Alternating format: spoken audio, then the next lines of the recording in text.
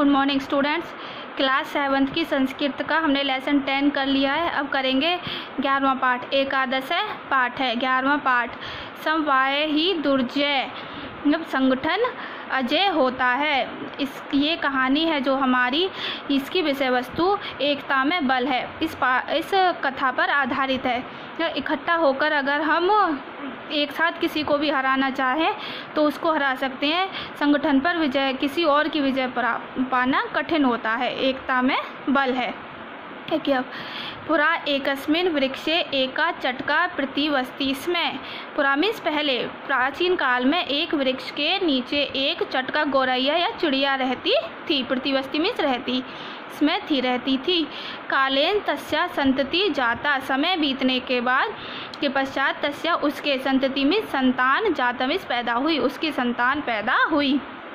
एकदा कश्चित पिरमत्ते गजे तस्य वृक्षस्य अधः। एकदा एक बार, कश्चित कोई, पिरमत्ते मीन्स मस्त, गजे मीन्स हाथी।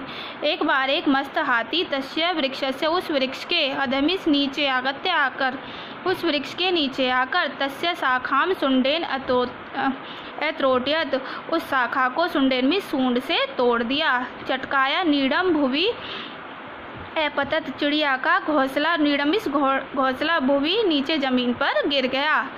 तेन अंडानी विशीर्णानी, उसके अंडे फूट गए। अतः इसके बाद सा चटका, वह चिड़िया वैलपत, विलाप करने लगी। तस्या विलापम श्रुत्वा काष्ठकूटे नाम खगे दुखेन ताम अपृच्छत। उसके विलाप को सुनकर काष्ठकूट नाम के खगे मीन्स पक्षी ने, दुखेन दुख से, ताम मीन्स उससे, अपृच्छत पूछा।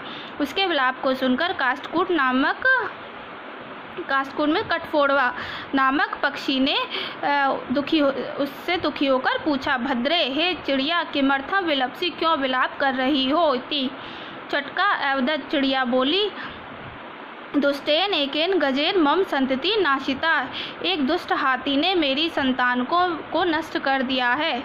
तस्य गजस्य वधन एव मम दुखम अपरेसेत, उस हाथी के वध से ही मेरा दुख दूर होगा। ततः काष्ठकूट ताम वीरान्वा नामन्य मक्षिकाया समीपम एन्यद।